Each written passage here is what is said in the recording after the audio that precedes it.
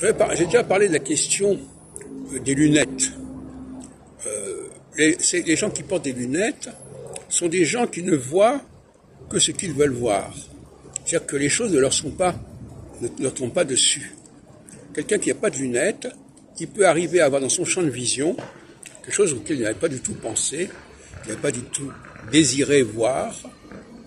De la même façon, au niveau culturel, quelqu'un qui n'a pas de culture, dont la culture est toujours en self-service, c'est-à-dire une culture, voilà, je veux savoir quelque chose, j'interroge le dictionnaire, ou j'ai pas de mémoire intérieure, donc j'interroge.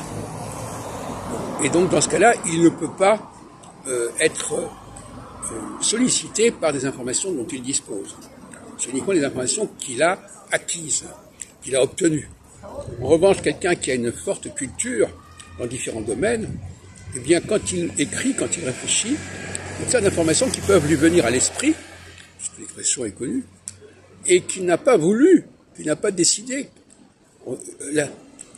Paradoxalement, une grande culture, ça laisse la place à la subconscience. Ça laisse la place à un processus interne.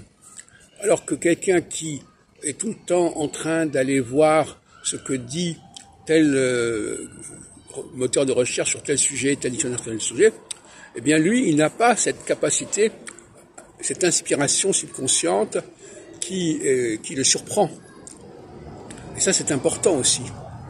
Un rapport à l'autre, à soi-même, c'est aussi un rapport sur la surprise.